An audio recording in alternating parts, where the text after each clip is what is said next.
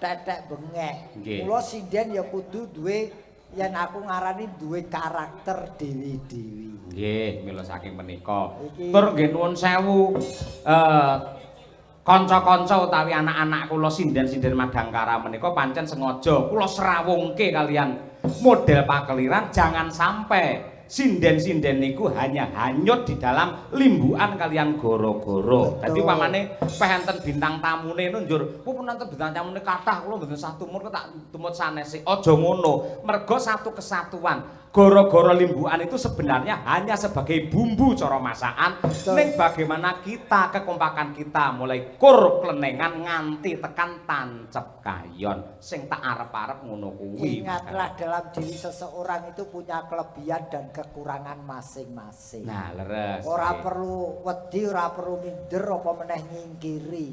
Iki nggih. buktine dari iki mau ngremone ya apik. Sapa? Dari Kok iso ndari? sapa ki jenenge iki? Okfa.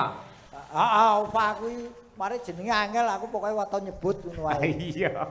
Dadi wong ana ngene lho, wong urip ning donya ki kepinterane dhewe-dhewe keluwihane dhewe-dhewe. Leres. Ibarate wong urip ning donya kuwi kaya wit kae lho Mas. Tegese pripun niku? Wit kae apa panguripan